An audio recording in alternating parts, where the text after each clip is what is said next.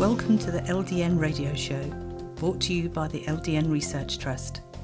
I'm your host, Linda Elsegood. I have an exciting lineup of guest speakers who are LDN experts in their field. We will be discussing low-dose Naltrexone and its many uses in autoimmune diseases, cancers, etc. Thank you for joining us. This show is sponsored by Mark Drugs, who specialise in the custom compounding of medications, assuring that the client gets the proper prescriptions for their unique needs and conditions. They work with practitioners, integrating knowledge and treatment of experts to create comprehensive health plans. Visit markdrugs.com or call Roselle 630 529 3400 or Deerfield 847 419 9898.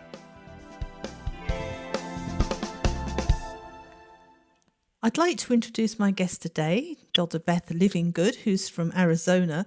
Thank you for joining us today, Beth. My pleasure. Thank you.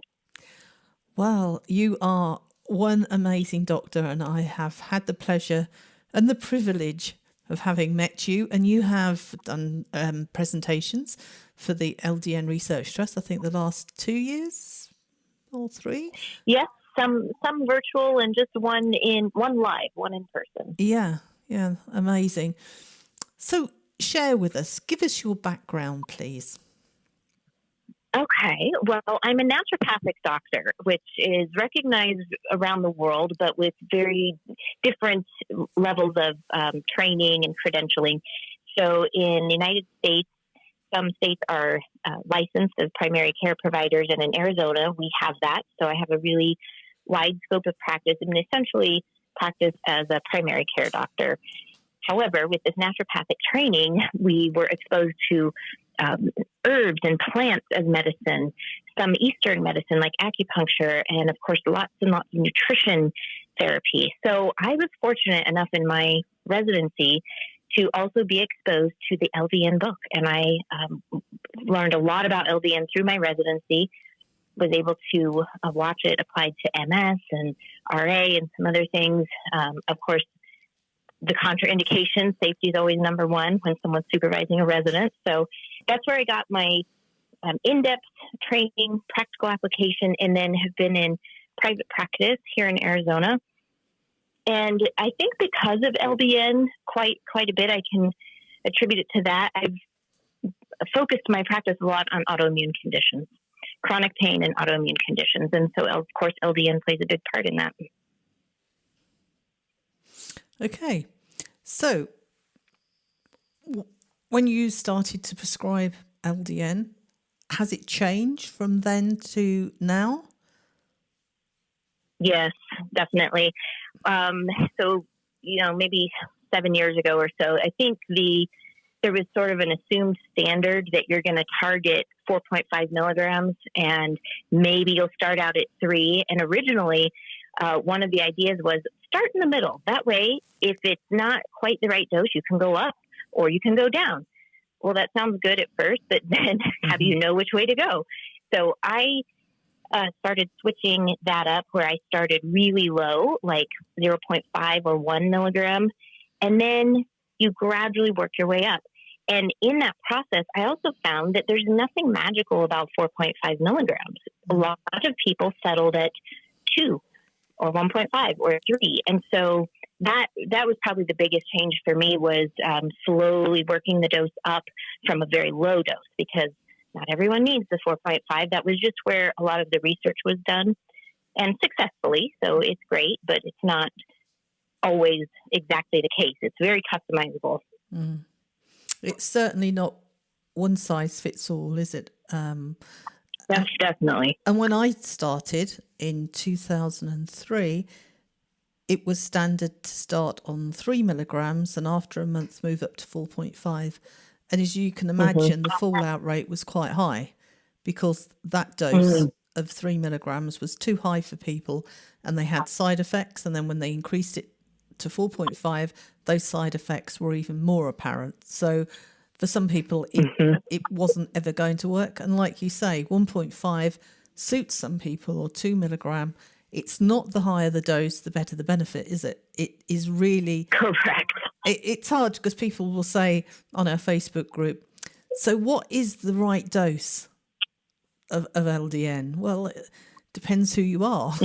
Nobody can tell you that question. Yes. Well, how do I know whether it suits me? How do I know if the dose is too high? How would you answer that question if a patient came to you and said, how will I find out the right dose for me? What would your advice be? So I definitely tell them it's a process and that I would like to be in touch with them frequently until we find the sweet spot. And how do you know is basically a balance between feeling some benefit, which we're going to try to quantify or at least qualify with certain parameters. So are you feeling benefit and not having side effects?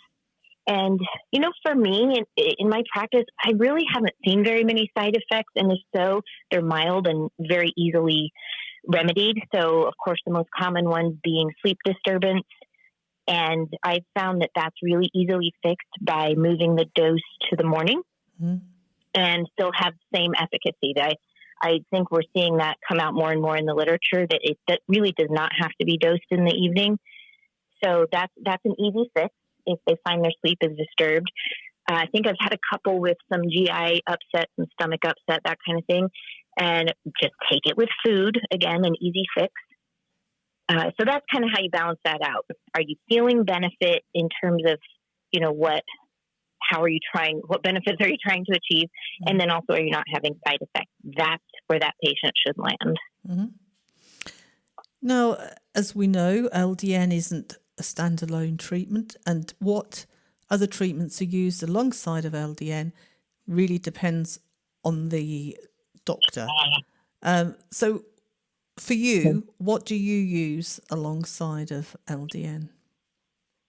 Yeah, good point. And that's certainly going to be affected by what a doctor's training is in. So I mentioned that we get extensive nutrition training.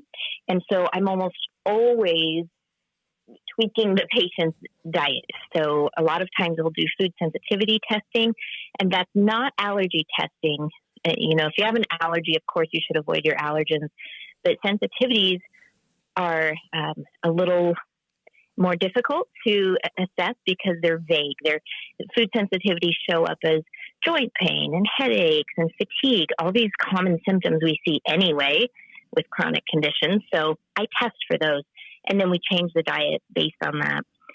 So nutrition, if there's any nutrients that are lacking, those really can be easily assessed with some lab work, basic lab work, and then just making sure they've got enough of those nutrients that might be deficient. So they might be on some nutritional supplements, right?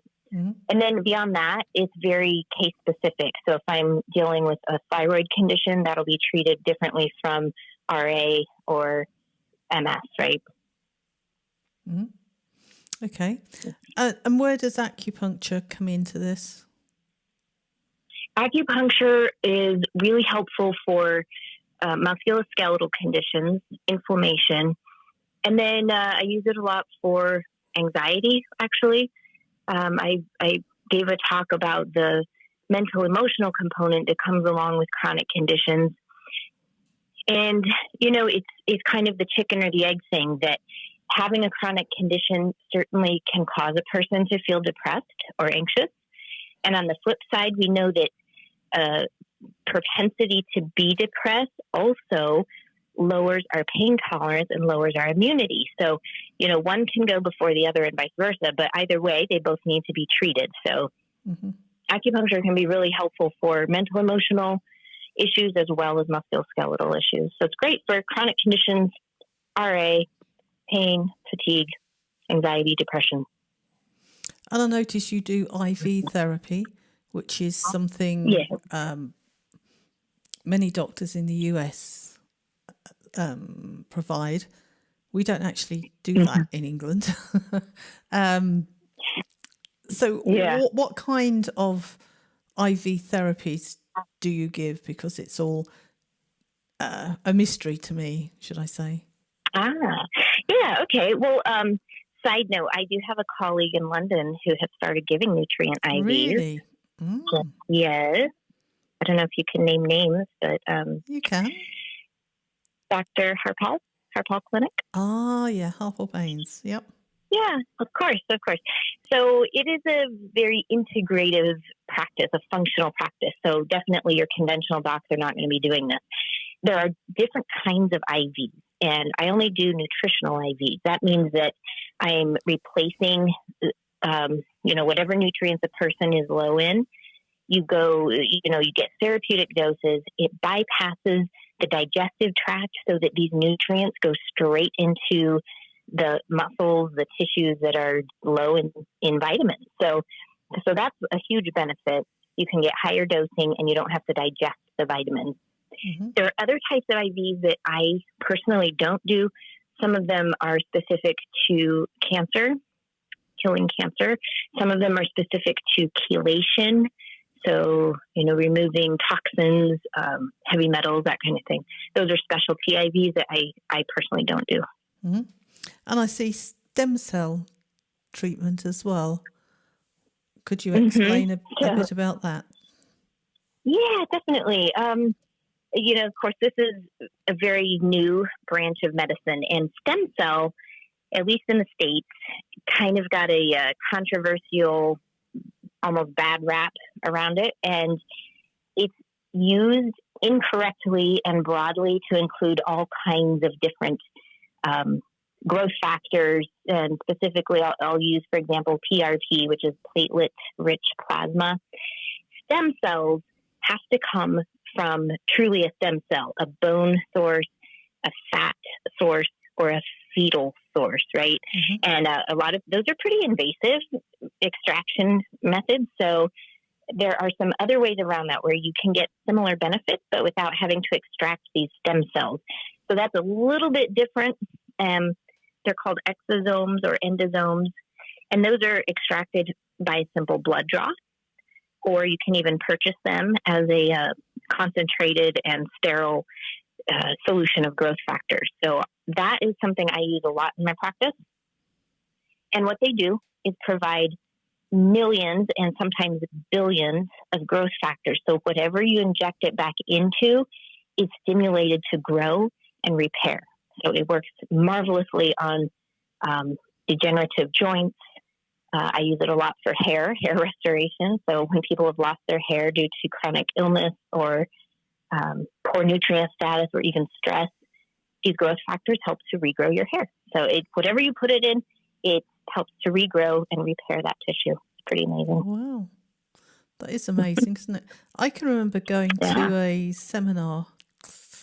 It would have been about 2005, probably.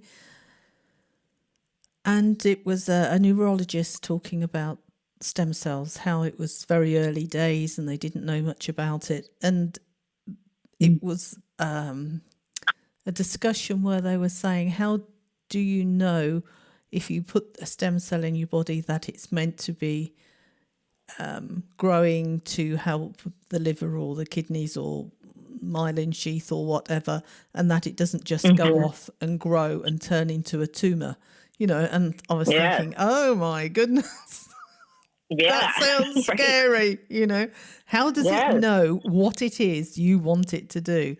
So do you think it's come on so that people can pinpoint and direct these stem cells?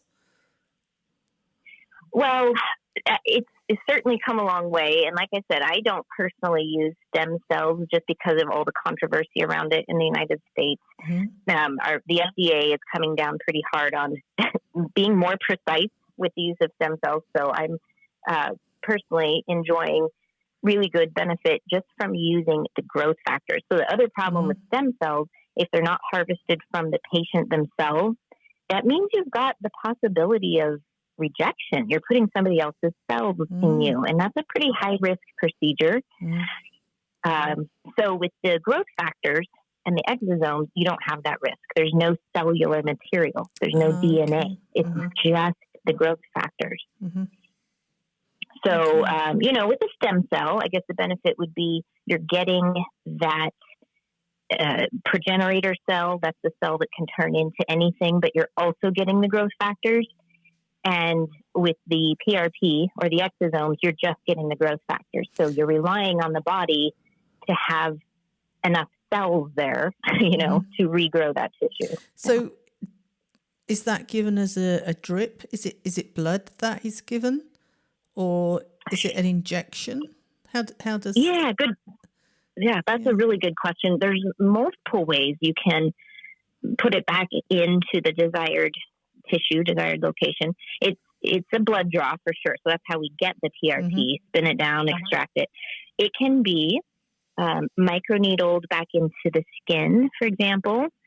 I most often do injections. So I'll inject joints for, joint pain, or injecting it back into the scalp, very superficial, to target the follicles for hair restoration.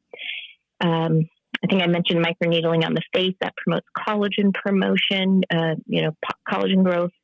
It can be put back into the blood, I suppose. I probably wouldn't do that with the PRP, but I would with the exosomes. As I mentioned, exosomes are highly concentrated, 10 to 50 times more growth factors than I could get out of someone's blood draw.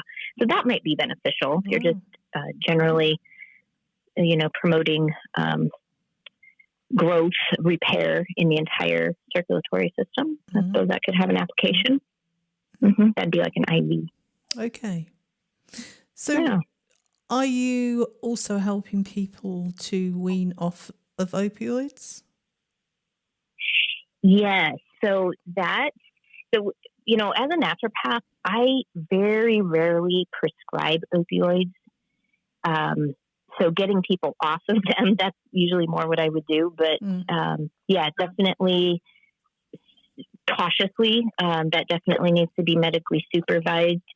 The old, the standard was LDN and opioids, contraindicated. Don't mix them.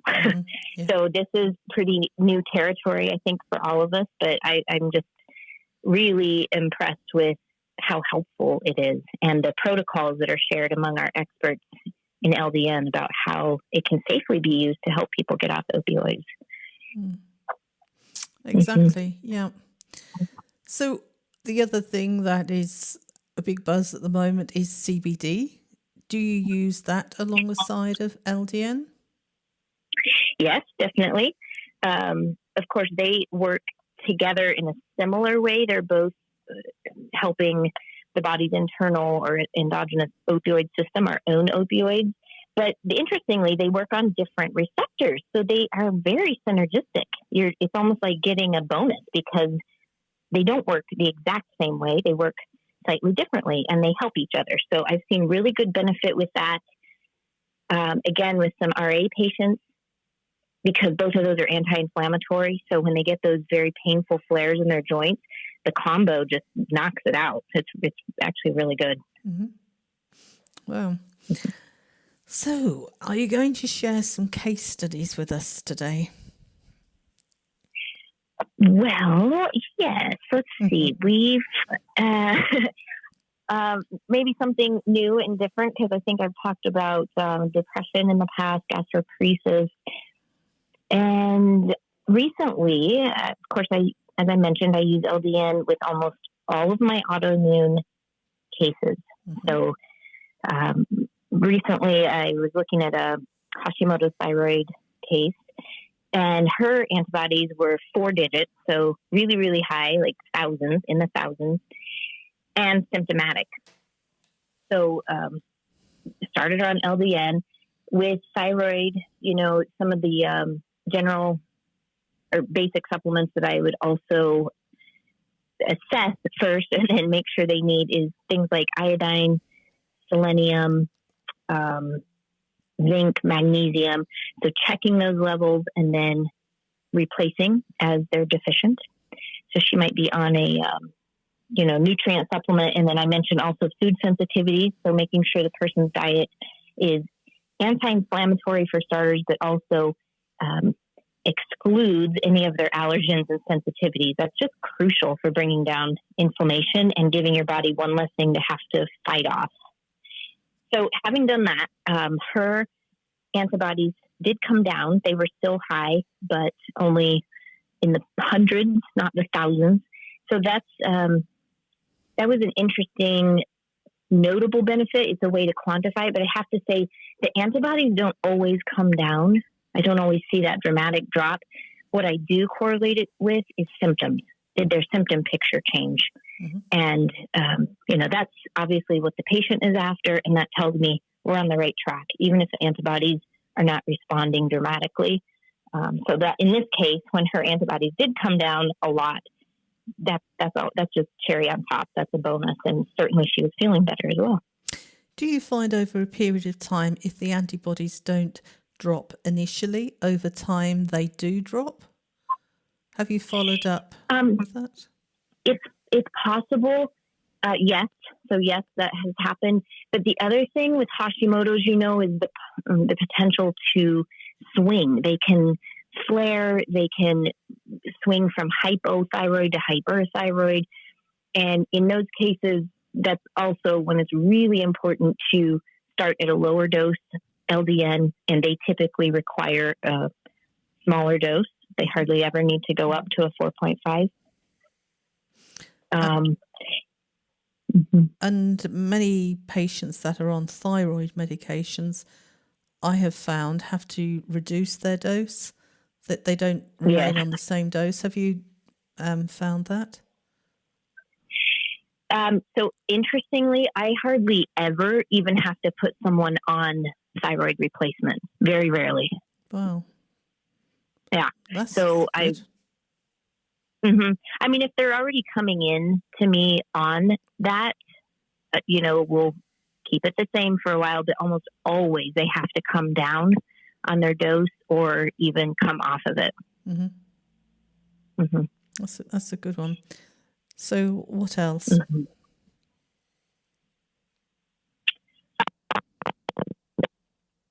With the flares on the Hashimoto's, life happens, right? And it's important for a patient. And for me, I work with my patients on managing their triggers to their flares.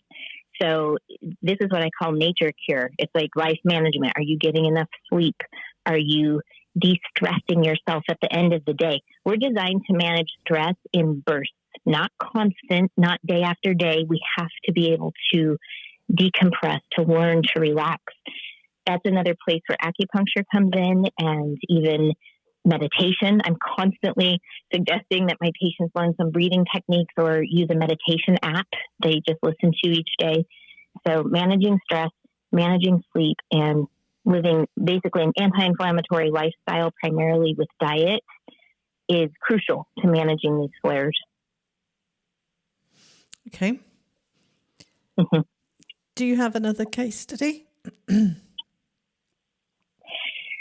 I would like to share a pediatric case, and I give the caveat here that I am not a pediatrician, and the reason I even took this case was because the child's grandmother had MS and had just amazing response. I mean, basically LDN was almost all I did for her.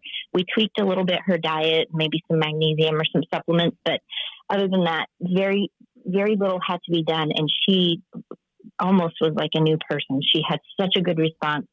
So she asked me, please, can you see my grandson? Mm-hmm. So the caveat here was, you have to keep seeing your pediatrician. I will work with the pediatrician, and all I'm going to do is manage the LDN. So they agreed. And this was a case where it was kind of an aggression disorder. So PDD, possibly pervasive development disorder, where there's lack of impulse control, lack of proper socialization, even for the age, which was 6 at the time, and aggression. So it's not just lack of impulse control, but the response or the behavior is very aggressive. So the child was getting in trouble at school, had to be isolated, in terms of separate classrooms. And Again, started super, super low, 0.5 milligrams, I believe. And then within a month, Mom noticed this pause in behavior, this pause in the impulsivity that gave the child a chance to redirect, which was a huge step forward. And it, allowed socialization to occur. They can play now without acting out or being aggressive to other kids.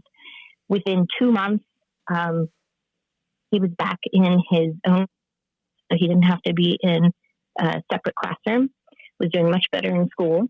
The only, side effects or things we were trying to manage were his sleep. So, the tricky thing is, you want them to behave at school, but you also want them to behave at home. Yes. So, we had for a short time done a twice a day dosing, which I do not usually do, but it was such a small dose, and we'd split it to morning and afternoon just to try to get him through that afternoon where he's, doing well at school, but also at home. And it was fine in terms of benefit, but boy, messed up his sleep. Oh, right. So, he was up more at night, and, that means Mom's up more at night. So we stopped that afternoon dose, went back to just the morning, and he's doing okay. They had they've had that same improvement, with that morning dose. Mm-hmm. That was really exciting. And that was all I did for him. Of course, they're still seeing their, pediatrician. I think I might have suggested, a kid's multi, something like that. So Mm-hmm. very, very basic. Mm-hmm. Well, that would have a big impact on that family, wouldn't it, for sure? Yeah. Very big. I mean, just I'm a parent too. And so the drain of that, I know what it's like to have to worry about your children, and it's exhausting. So yeah, it's a wonderful impact. Well, we have 5 minutes left. Do you have another case study that you could fit in 5 minutes? I will share, yes, one of my depression cases that I wrote up, but I didn't get a chance to talk about it at the conference. And this was a person, again, who did really well on a super low dose. And this was a few years ago, so I think at that time we had started her a little bit higher than I do now.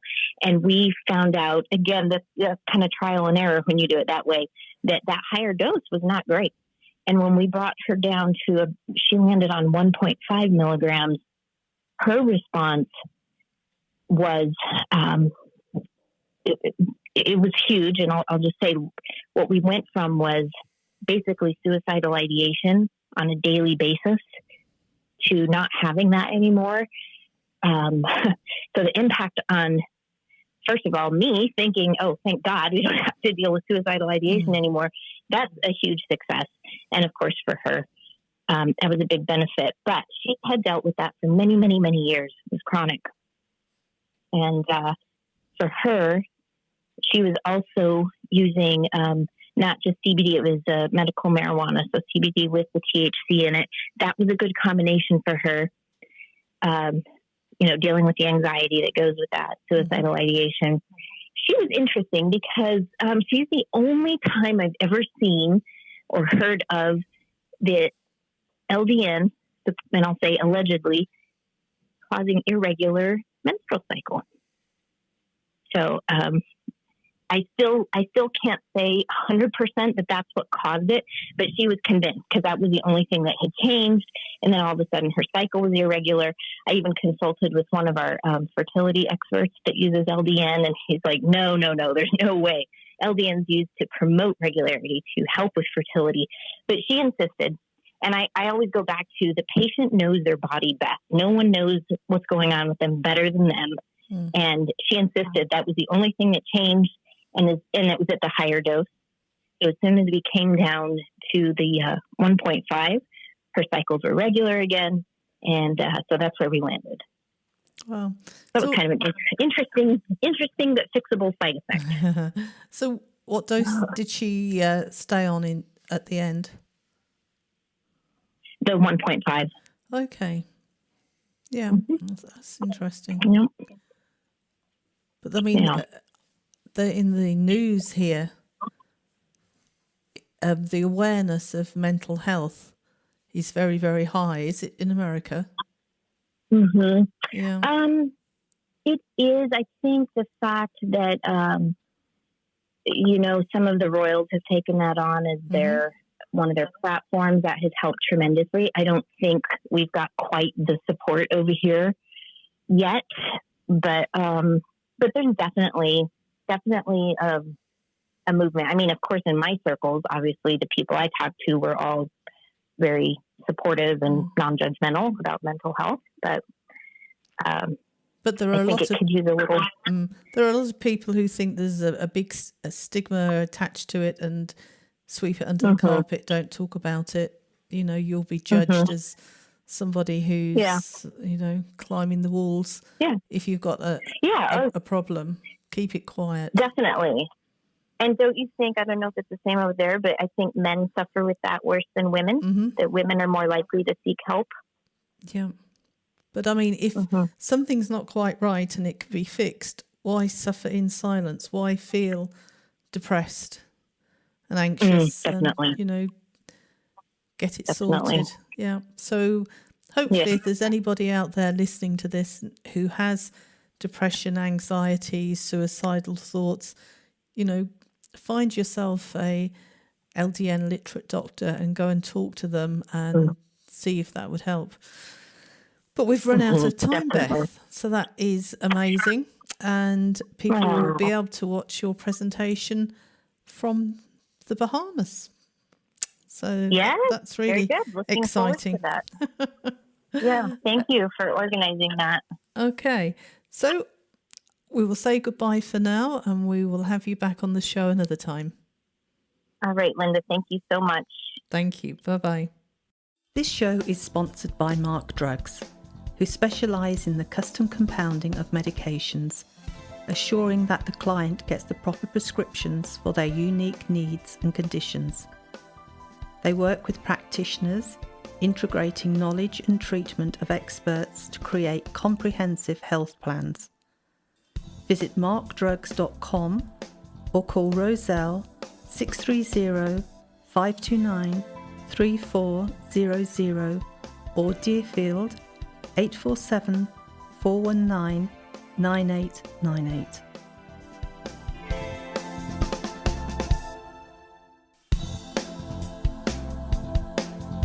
Any questions or comments you may have, please email me, Linda, Linda, at ldnrt.org. I look forward to hearing from you. Thank you for joining us today. We really appreciated your company. Until next time, stay safe and keep well.